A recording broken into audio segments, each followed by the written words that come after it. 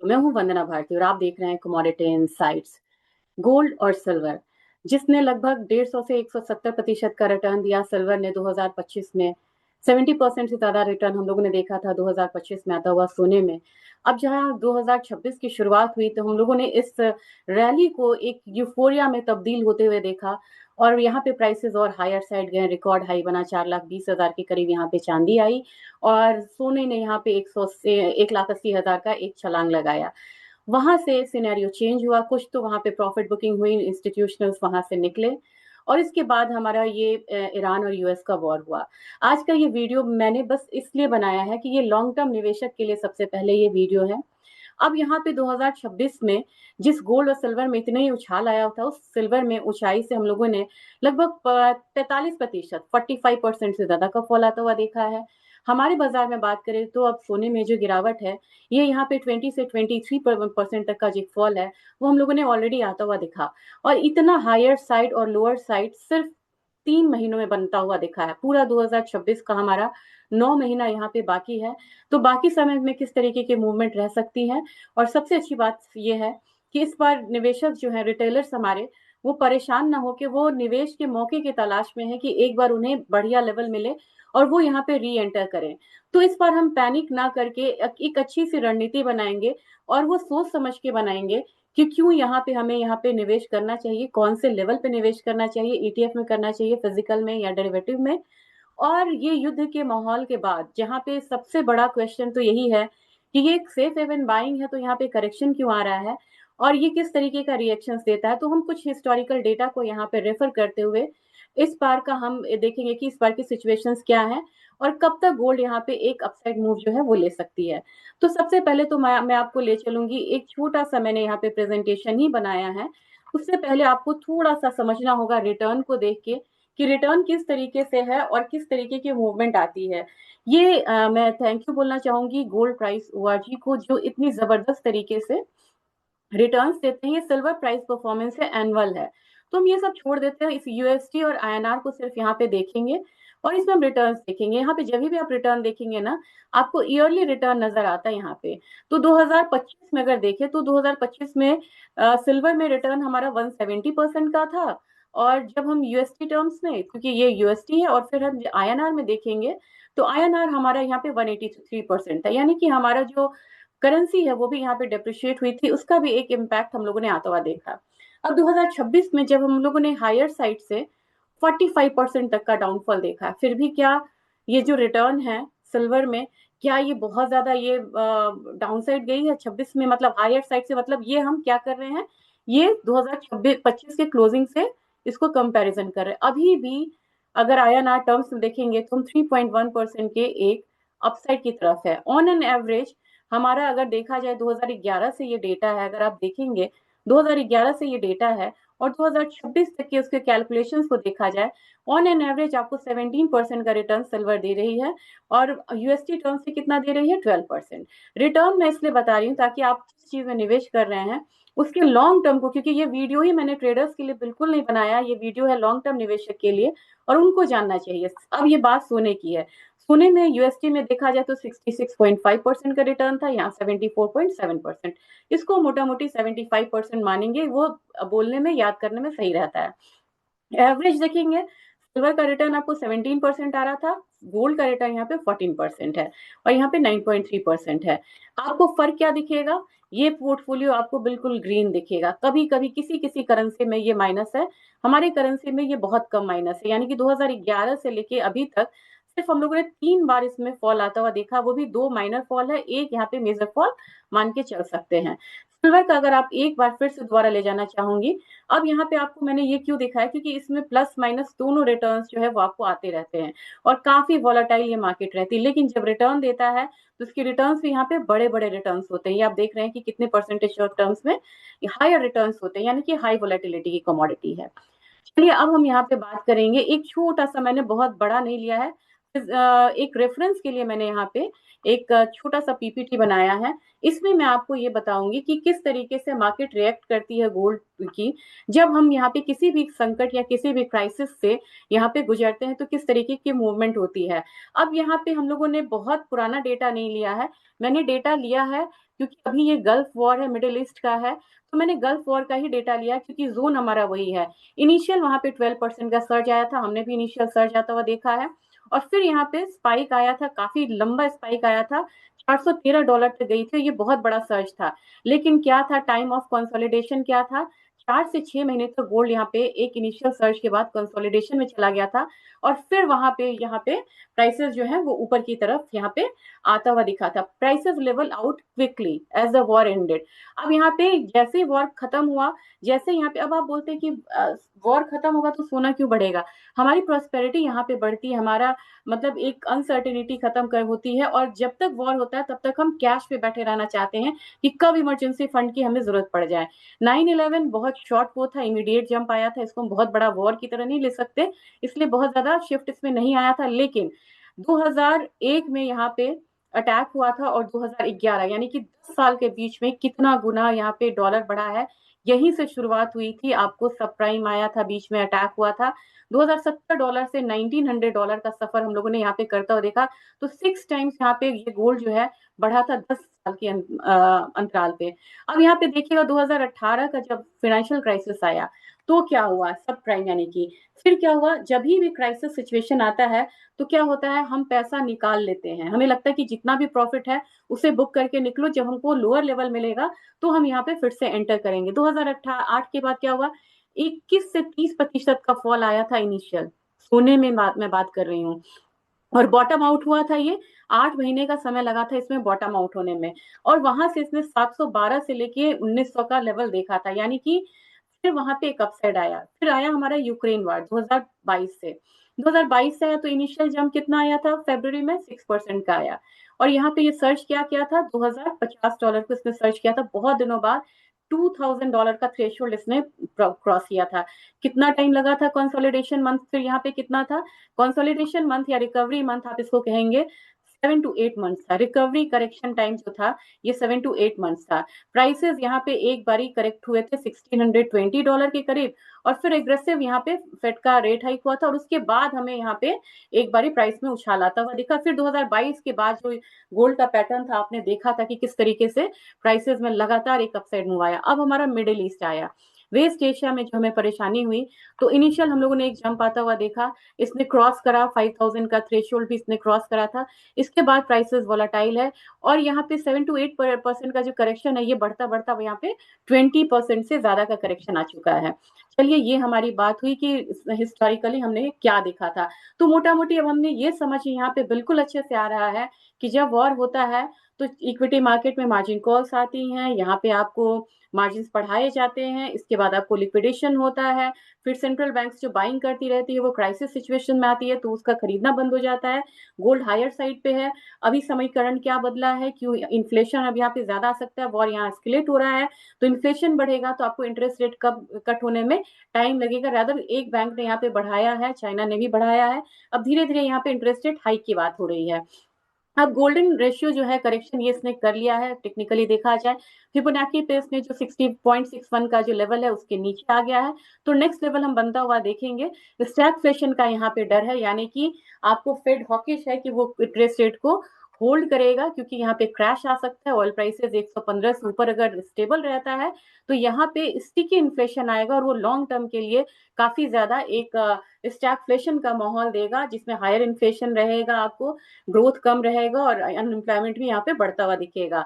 Central banks का accumulation जो है वो यहाँ पे डाइवर्सिफाई होगा। एवरी मेजर डिप जो 2025 का आया था 2026 का, सेंट्रल बैंक्स यहाँ पे अब यहाँ पे आप मतलब एक तो कैश क्रंच उनको है, वो फर्दर यहाँ पे हो सकता है कि गोल्ड को बेचे भी, लेकिन जैसे ही मौका मिलेगा, जिस तरीके से ट्रस्ट फैक्टर यूएस का जा रहा है और जिस तरीके से यूएस की वजह से पूरी दुनिया खतरे में आ रही है, अब यहाँ पे डॉलर को डंप करके मजबूरी है, गोल्ड क्रूड के बदले यहाँ डॉलर हमें यूज करना पड़ रहा है, लेकिन जिस दिन ये क्राइसिस ओवर होगा बड़ी तेजी से डी डॉलराइजेशन होगा, और वहां पे हम एक बार आपको गोल्ड में फिर से लेवल्स को बनता हुआ देख सकते हैं, और एक बार फिर से सेंट्रल बैंक्स यहाँ पे आपको एक्टिव होता हुआ दिखेगा। सिल्वर इंडस्ट्रियल डेफिसिट जो है 6 कंसेक्यूटिव ईयर में है, तो सिल्वर में कहीं से कोई फंडामेंटल चेंजेस नहीं है। इस वॉर की वजह से हमारी इकोनॉमिक एक्टिविटीज थमती हुई नजर आ रही है, और जैसे जैसे वॉर एस्केलेट होगा, प्रोलॉन्ग करेगा, ये इकोनॉमिक एक्टिविटीज आपको आने वाले समय में और थमती हुई नजर आएगी। तो आपको यहाँ पे सिल्वर में मान के चलना होगा कि फॉर द टाइमिंग एक करेक्शन है, लेकिन फंडामेंटल्स चेंज नहीं हुए हैं। जैसे स्थिति यहाँ पे बदलेगी, वैसे ही वहां पे डिमांड फिर से शुरू हो सकता है। करेंसी डीवैल्यूएशन है, DXY डॉलर इंडेक्स जो है वो ओवर वैल्यूड है, ओवरबॉट जोन में है। यहाँ पे करेक्शन आएगा तो फिर से बाइंग हो सकती है। अब यहाँ पे मतलब कि एक चीज हम देख सकते हैं कि इन्वेस्टर की स्ट्रैटेजी क्या होनी चाहिए, वो हम यहाँ पे डिस्कस करेंगे।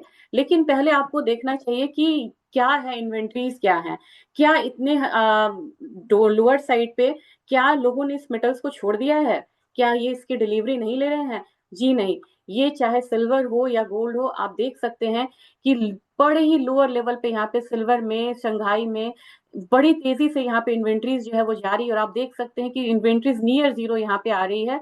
अगर शंघाई फ्यूचर एक्सचेंज की बात करें, वहां पे भी जो सिल्वर की जो डिलीवरी है वो यहाँ पे बिल्कुल कम हो गई हुई, मतलब ज्यादा होते हुए, और यहाँ पे सिल्वर का इन्वेंट्री जो है वो यहाँ पे ड्रॉप होके आप देख सकते हैं कि किस हद तक ड्रॉप हुआ। यानी कि इस मतलब बिकवाली में लोग जबरदस्त फिजिकल डिलीवरी ले रहे हैं, जबकि पूरी दुनिया यहाँ पे वॉर पे नजर रखी हुई है।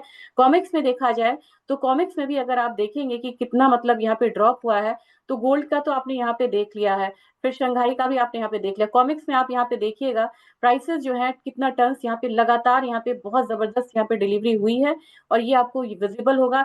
लंदन में हम लोगों ने थोड़ा सा यहाँ पे बढ़ता हुआ देखा है कि इन्वेंट्री जो है वो थोड़ा सा यहाँ पे बिल्डअप होता हुआ नजर आया है। अब हमारा लास्ट फेज है इस प्रेजेंटेशन का, और यहाँ पे हम स्ट्रैटेजी की बात करेंगे कि स्ट्रैटेजी हमारी क्या होनी चाहिए।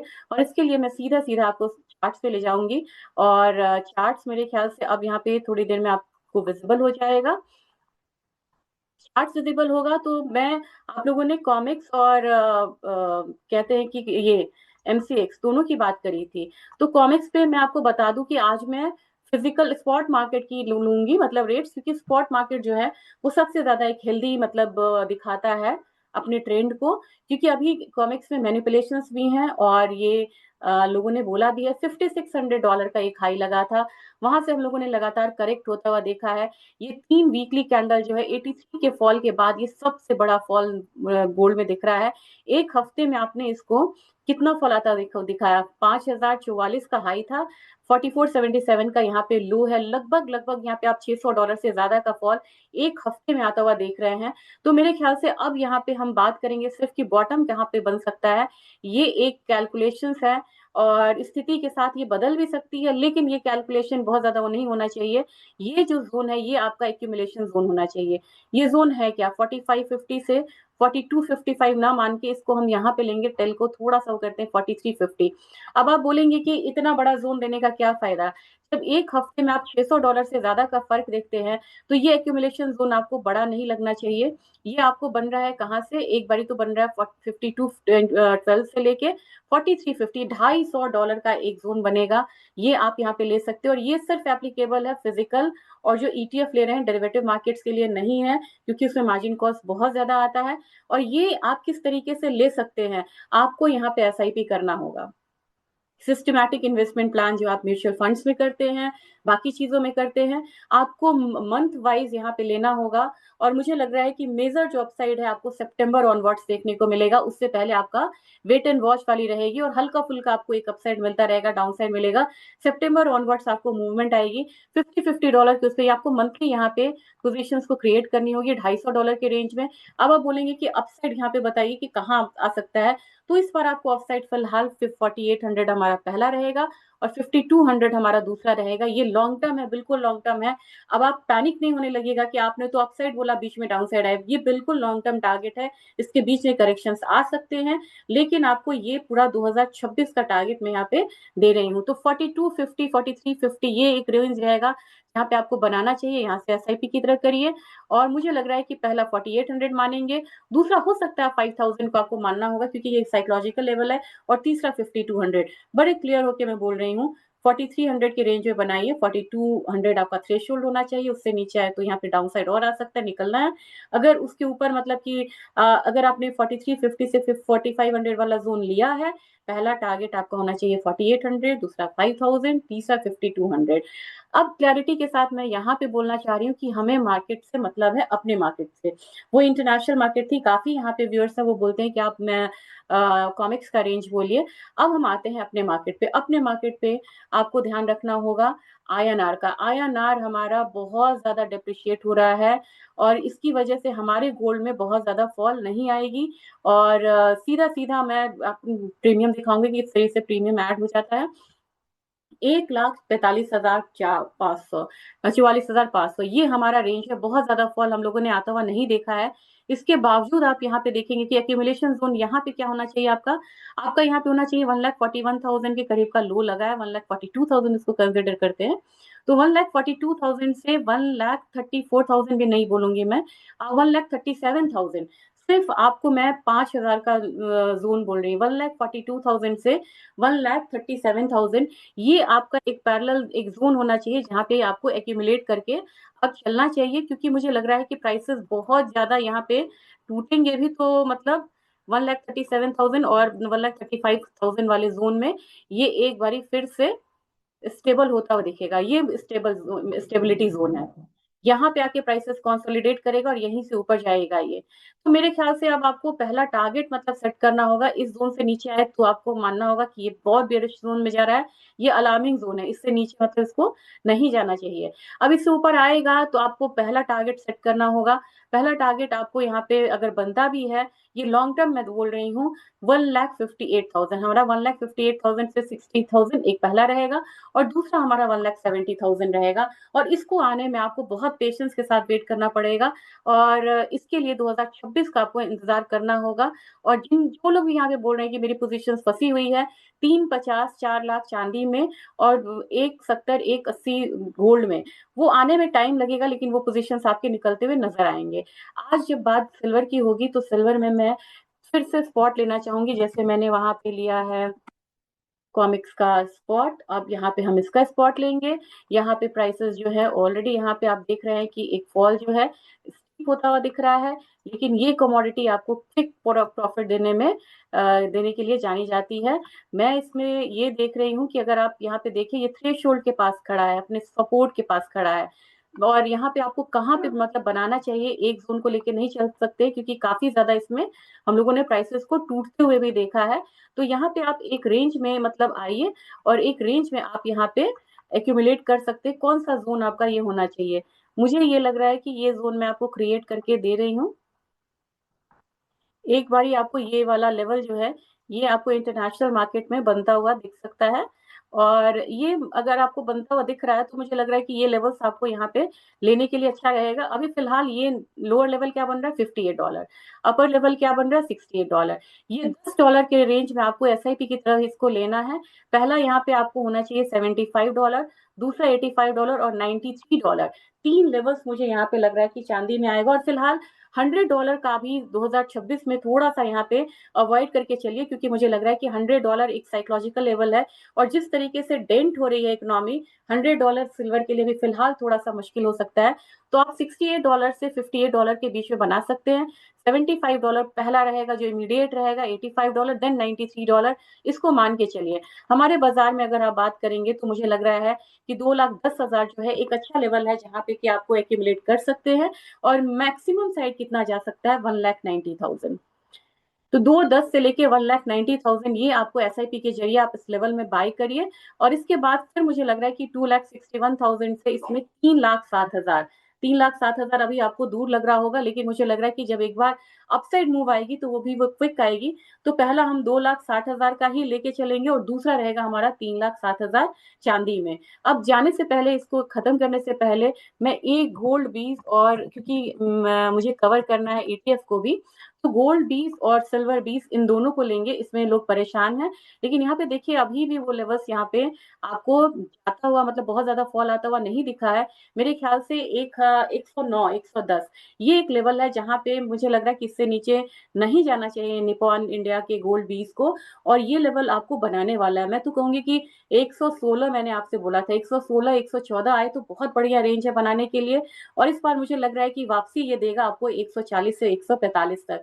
तो जो लोग भी यहाँ पे हैं, काफी लोगों ने कहा कि मेरा 30% का मतलब एक का प्रॉफिट था वो 5% रह गया है, आप प्लीज यहाँ पे वेट करिए, आपको आपका प्रॉफिट वापस मिलेगा, उतना ना मिले लेकिन प्रॉफिट आपको वापस मिलेगा। और जो लोग मतलब कि है पैनिक में यहाँ पे ना निकले, और अगर आपके पास स्पेयर मनी है तो आप लोअर साइड पे इसको लगाएं, आपकी एवरेजिंग यहाँ पे होती हुई दिखाई देगी। सिल्वर की बात की जाए तो सिल्वर बीज में आपको ये जो फॉल है, अगेन यहाँ पे जितना मतलब हमारे फ्यूचर्स मार्केट में है वो यहाँ पे आपको नहीं दिखेगा। और निपॉन इंडिया की अगर मैं बात करूं तो मुझे लग रहा है कि एक बार डाउनफॉल तो आया है, यहाँ पे एक सपोर्ट भी लेना चाहिए, क्लियर सपोर्ट दिख रहा है। अगर आप इसको मैं ये हटा देती हूँ, अगर मैंने ये हटा दिया तो आपको सपोर्ट दिखेगा यहाँ पे, ये देखिए ये सपोर्ट आ रहा है। अगर इसको नहीं मान रहा है तो ये लेवल है, मैं 206 पे बोलूंगी कि 206 पे भी अगर आता है ये, यहाँ पे आप एक्यूमुलेट करिए, और फिर यहाँ पे 240 से लेके 270 इस चीज को आपको लेके चलना होगा, और यहाँ पे आपको इंतजार करना होगा। और ये लेवल मैंने यहाँ पे लिख दिया ताकि मुझे आगे खुद भी ध्यान रहे कि मैंने क्या बोला हुआ है, और आपको भी ध्यान रहे कि क्या मैंने बोला हुआ। ये आपका एक्यूमुलेशन जोन है, यहाँ पे आप एक्यूमुलेट करिए। और आपका जो टारगेट होना चाहिए, मतलब कि एक कहाँ पे आपको निकलना है, ये वाला जोन आपका होना चाहिए निकलने का। ये भी मैं यहाँ पे एक बारी लिख देती हूँ ताकि हम लोग मतलब इसको आगे मतलब देख पाए। तो जैसे आप यहाँ पे डालेंगे, आपका होना चाहिए पहला 240, और दूसरा हमारा होना चाहिए यहाँ पे 270। इसको लेके हम यहाँ पे वो कर सकते हैं, मतलब प्रॉफिट यहाँ पे ले सकते हैं। ये हमारा टारगेट जोन हो सकता है, ये टारगेट जोन कहिए या इससे जो भी कहिए, ये हमारा हो सकता है। तो एक हल्का सा वो लेके हम यहाँ पे चलेंगे, बहुत ज्यादा हम नहीं चलेंगे कि एकदम से मुझे 320 360 आएगा, लेकिन इन दोनों को आप यहाँ पे ध्यान में रख के चलिए, और ये आपको छोटा छोटा फायदा देगा। और एक चीज मतलब कि मैं आपसे मतलब वीडियो खत्म होने से पहले बोलना चाहती हूँ, दुनिया में कोई भी ऐसा एसेट क्लास नहीं बना है जिसमें आपको हर साल, बी इट रियल एस्टेट, आप क्रिप्टोज में जाएं, इक्विटी में जाएं, आप किसी में भी जाएं, आप गोल्ड में जाएं, सिल्वर में जाएं, क्रूड में जाएं, दुनिया में कोई ऐसा एसेट क्लास नहीं बना है जो हर साल आपको पॉजिटिव रिटर्न दे। अगर कोई है तो उसमें मुझे लगता है कि मुझे नहीं पता है,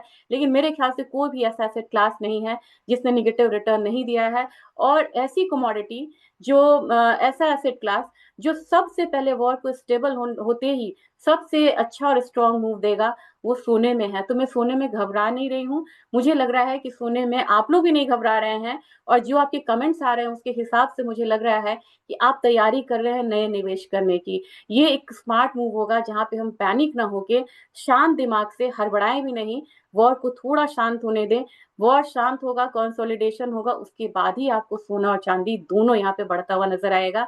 तो ये बात मान के चलिएगा, इक्विटी टाइम ले सकती है, लेकिन ये वॉर जैसे ही थोड़ा सा यहाँ पे मतलब शांत होगा, गोल्ड सिल्वर के फंडामेंटल्स इंटैक्ट है, कॉपर के इंटैक्ट है, कॉपर में थोड़ा फर्क पड़ेगा, लेकिन ये दोनों एसेट क्लास एक बार फिर से रैली के लिए तैयार होगा। लेकिन सुपर रैली की तैयारी करिए, उसका ध्यान में रखिए, स्पेकुलेटिव रैली हमें यहाँ पे अवॉइड करना है, जो 2025 के लास्ट और 2026 के शुरुआत में हम लोगों ने आता हुआ देखा था, वहां लोग ट्रैप होते हैं।